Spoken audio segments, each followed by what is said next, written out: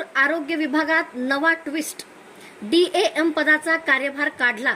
Doctor पात्रता आवश्यक असलेल्या DPM पदाच्या कारभारावरही प्रश्नचिन्ह. सोलापूर जिल्हा आरोग्य विभागातील प्रशासकीय घडामोडींना नवे वळण मिळाले आहे. विभागीय आणि राज्यस्तरीय चौकशी सुरू असतानाच संबंधित अधिकाऱ्याकडून जिल्हा लेखा व्यवस्थापक DAM पदाचा कार्यभार काढून घेण्यात आला आहे. विशेष म्हणजे त्यांच्याकडे अतिरिक्त जिल्हा कार्यक्रम व्यवस्थापक DPM या पदाचाही कार्यभार होता. या पदासाठी डॉक्टरची पात्रता आवश्यक असल्याची तरतूद असूनही हा कार्यभार कसा देण्यात आला याबाबत आता चर्चा रंगवू लागली आहे. DAM पदाचा कार्यभार काढून घेतल्यानंतर आता DPM पदाच्या कार्यभाराबाबत प्रशासन काय निर्णय घेणार याकडे सर्वांचे लक्ष लागले आहे.